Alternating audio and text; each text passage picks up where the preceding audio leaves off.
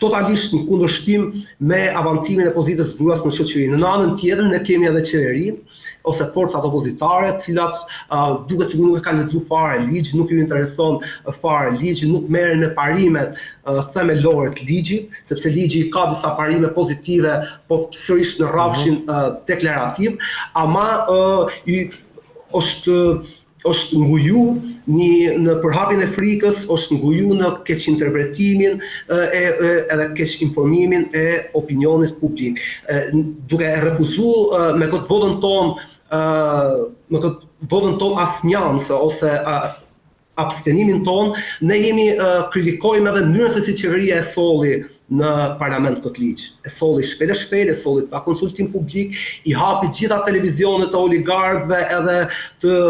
klientëve të vet, por gjithë teoricienët konspirativist, por gjithë kalorësit e rrem të apokalipsit, dhe një ditë bukur e solli dhe ja imponoi parlamentit ligjin. Dhe mbi gjitha, ligji për barazinë gjinore u instrumentalizua, qoftë nga pozita dhe qoftë nga opozita, për të fshehur votime të tjera, siç ishte votimi për hartimin e komisionit për ligjin territorial edhe për reformën elektorale, ku qoftë pozita, qoftë opozita në një akt pa precedent i bashkuan unanimisht votat. Dhe ky ligj i dytë është ligji i cili dëmton seriozisht jetën politike dhe institucionale të Shqipërisë. Është i ligj i cili përflitet se do t'i shkatroj me 10 bashki të vogla sot në Shqipëri, cilat janë gjallë dhe e gëzojnë një farë dinamike dhe farë vëmendje për shkak të ekzistencës së buxhetit edhe të administratës publike. Pra, ky komision i kësaj reforme përflitet se do t'i ul bashkitë e Shqipërisë nga 60 bashki në 30 bashki. Dhe mbi të gjitha, pozita dhe opozita u bën bashkë që të vendosë një kod të ri elektoral, i cili do t'ja u pamundsoj forcave të reja politike pjesëmarrjen në parlamentet e ardhshme përmes ngritjes së pragut kombëtar, përmes uljes në 100 të numrit të deputetëve, përmes krijimit një farë monstre politike dhe totalisht në kundërshtim me traditat tona politike edhe shtetërore, siç është Senati, pra i ligj i cili e cimenton sistemin dypartijak edhe establishmentin e vjetër politik në Shqipëri. Ligji për barazinë gjinore u instrumentalizua nga të gjitha anët, u instrumentalizu nga pushteti për ta paraqitur veten në sytë e ndërkombëtarëve si forcë progresiste, kur ne e dim se kjo qeveri është rezultat i bashkimit gjitha forcave reaksionare edhe të këqija edhe primitive edhe hajdute të shoqërisë sonë, u instrumentalizu nga opozita për ta paraqitur veten mungesë çdo kauze si mbrojtëse të familjes shqiptare, ku në fakt familjen shqiptare po e shkatrojnë faktorë të tjerë, siç është varfëria, siç është emigrimi, siç është dypunësimi, njerëz zgjidhur në kredi, të cilët duhet punojnë nga 2 punë, nga 3 punë dhe të rrinë vetëm 1 orë ose 2 orë në ditë me fëmijët e tyre. Nga ana tjetër u instrumentalizu nga opozita dhe nga pozita dhe pushteti për të kaluar në heshtje pa bujë në këtë mjegullën që kishin kriju nëpër studio televizive dhe jashtë dyerve të parlamentit të kalorësit e rrem të apokalipsit, për të kaluar ligj problematik, i ligj i cili se u diskutu për ligjin për barazinë gjinore, ligji që i dha fund, disa thonin ishte ligji që i shkatroi familjen shqiptare, disa të tjerë thonin se ishte ligji që ta solli këtë barazinë e plot, por në fakt atë natë ajo që mund të jetë shmëntuar ose mund të jetë hedhur hapi i parë ishte jo shkatrimi i familjes dhe jo as fitimi i barazisë plot, por ishte çmëntimi i Republikës. Pra çmëntimi institucional i Republikës Parlamentare të Shqipërisë, siç nuk e kemi parë më kurrë më përpara. Dhe sigurisht Lëvizja Bashkë refuzoi këtë cirk, e refuzoi cirkun e pushtetit, e refuzoi cirkun e opozitës, domethënë sepse vetëm për ligjin për barazinë gjinore nuk është fol këtë ditë. Madje është shumë interesante se si pushteti hapi televizionet e veta,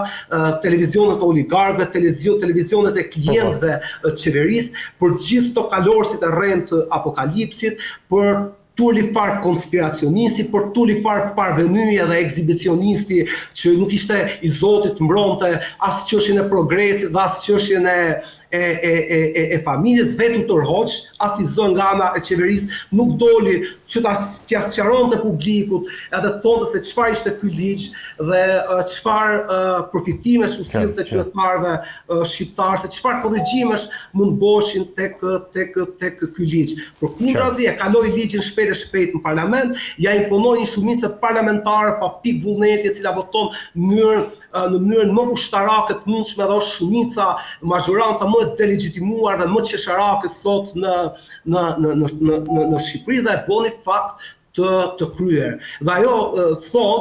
është i shprehje e gon për këto raste në një luftë, në luftra të tilla, viktima e parë është e vërteta. Dhe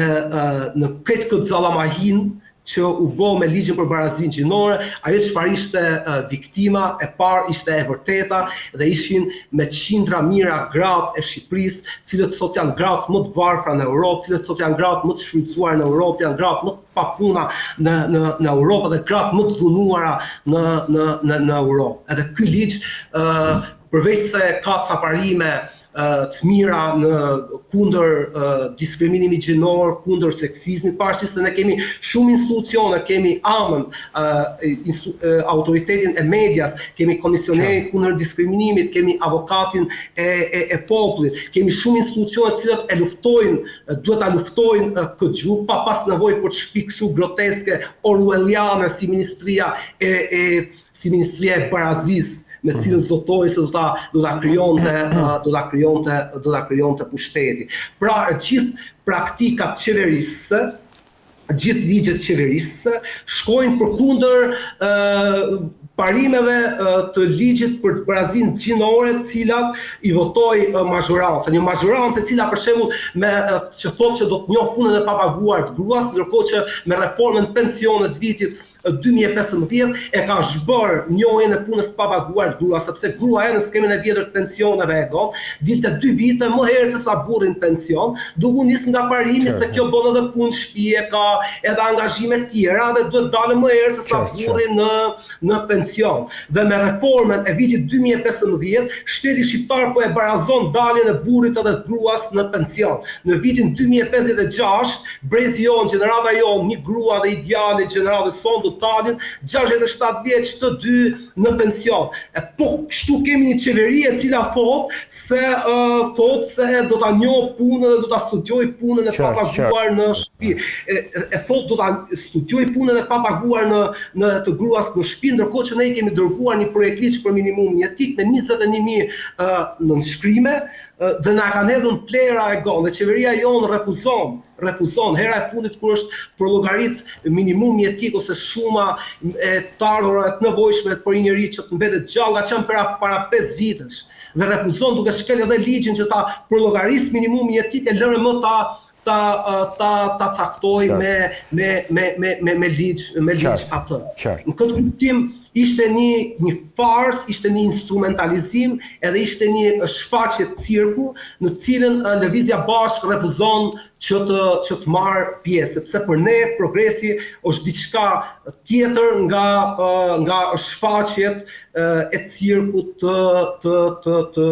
të partisë në pushtet, e cila nuk ka të bëjë fare as me feminizmin, as me progresin, dhe kushdo që beson se Partia Socialiste është qeveri progresiste, në fakt është i cinik, i cili refuzon ta shohë realitetin social të qindra mijëra grave në sy. Qartë. Mirë, Klodi, unë të falenderoj për bisedën edhe për opinionet. Faleminderit ju.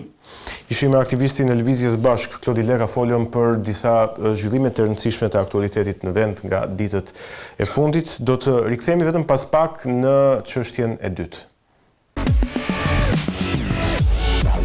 Mirë, jemi rikthyer. Në këtë pjesë të dytë do të flasim për zhvillimet në Kosovë, duke u fokusuar më së pari tek zgjedhjet e balotazhit në datën 9 nëntor, ditën e diel, ku kanë prodhuar edhe rezultatin përfundimtar të zgjedhjeve lokale. Nëse mund ta themi shpejt nga këto zgjedhje, dy partit, Lëvizja Vetëvendosje dhe Lidhja Demokratike e Kosovës, kanë fituar në total 7 komuna, po flas si numër komunash, më pas Partia Demokratike e Kosovës 6 dhe Aleanca për Ardhmërinë e Kosovës 5. Unë kam kënaqësinë që të kem në lidhje drejt për drejt me mua zotin Hisen Berisha për të diskutuar për këtë gjë dhe për çështje të tjera nga Kosova sigurisht. Përshëndetje dhe faleminderit. Faleminderit edhe juve. Për ta nisur edhe një herë me zgjedhjet, ai rezultat që unë sapo thash thjesht në numra komunash, por jo në rëndësi komunash apo në pesh vote dhe në numër vote. Çfarë ka prodhuar në Kosovë? Kemi një fitues të këtyre zgjedhjeve lokale? Po tani nëse i shohim tendencat e leadershipit politik në përgjithësi në Kosovë, kanë synim që ta interpretojnë edhe këtë proces zgjedhor, edhe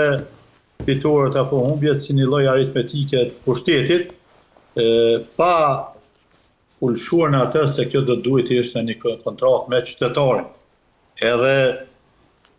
në një shoqëri siç është kjo jona, domethënë në krijim të atij autenticitetit vet nacional dhe politik, s'ka mundësi me mbjetu vetëm përmes propagandës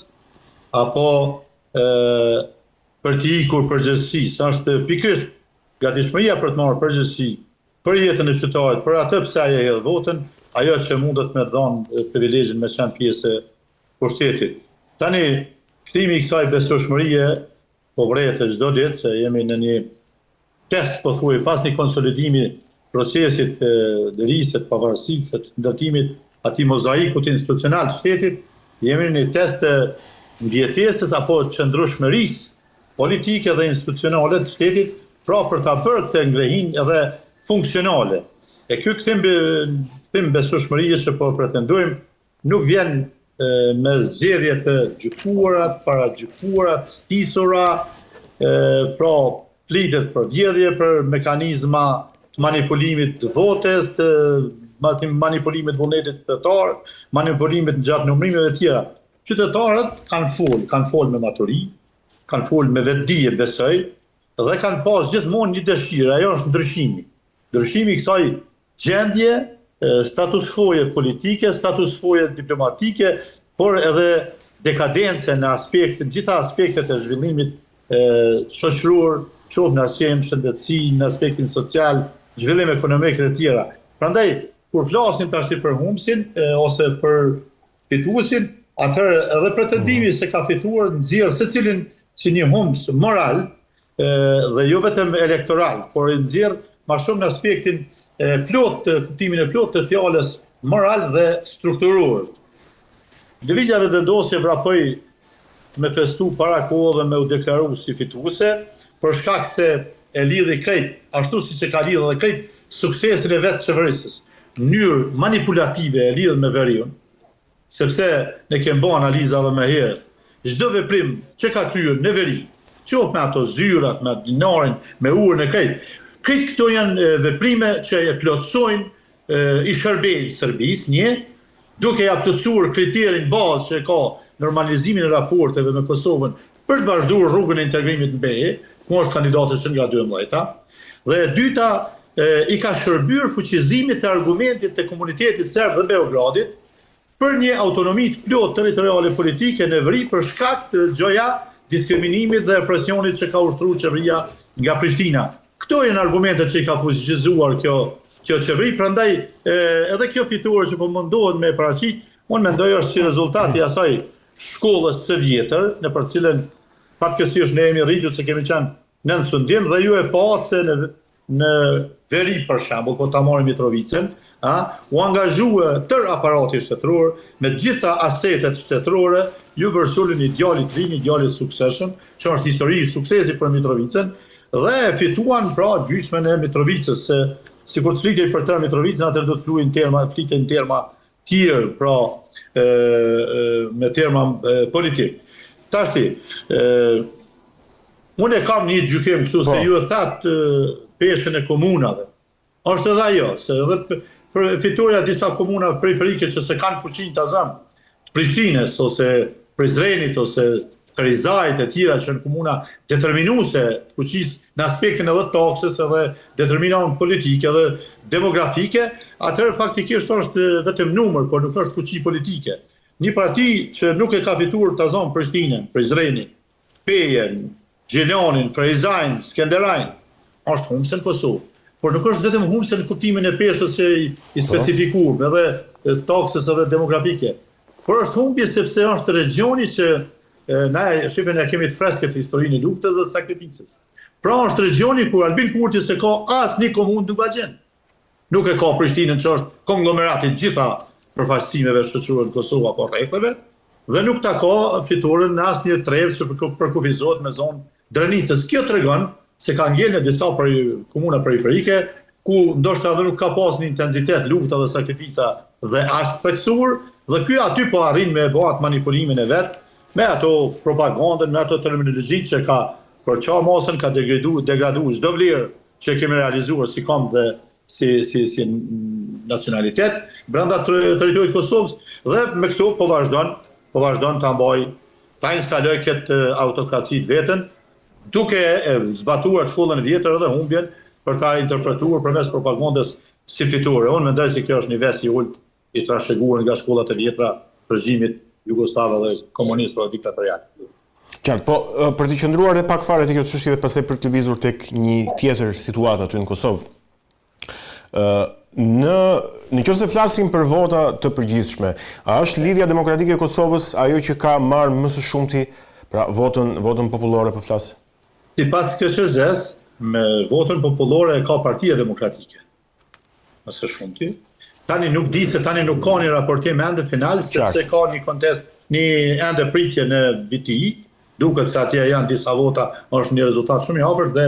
ka dalë me rezultatet preliminare në aspektin e komunave, si shifra me qujta 7, 6, 5, 1 e tjera, por nuk ka një dalje finale kur do të shifet edhe numri përgjithshëm i votës popullore. Ka pri Partia Demokratike, nuk e din tash se si do të dalin, por sidoqoftë, unë mendoj se kjo duhet t'i bëj të reflektojnë në mënyrë korrekte në raport me votën dhe të reflektojnë të gjithë leadershipi politik. Unë mendoj se këtu nuk po shifet më shumë tendenca për të pasur pushtet ose për të pasur ku ta dinë për të udhëhequr me Kosovën, sepse Kosova është në një ngerës tjetër më të madh politik që faktikisht i mbivendoset si problem dhe si krizë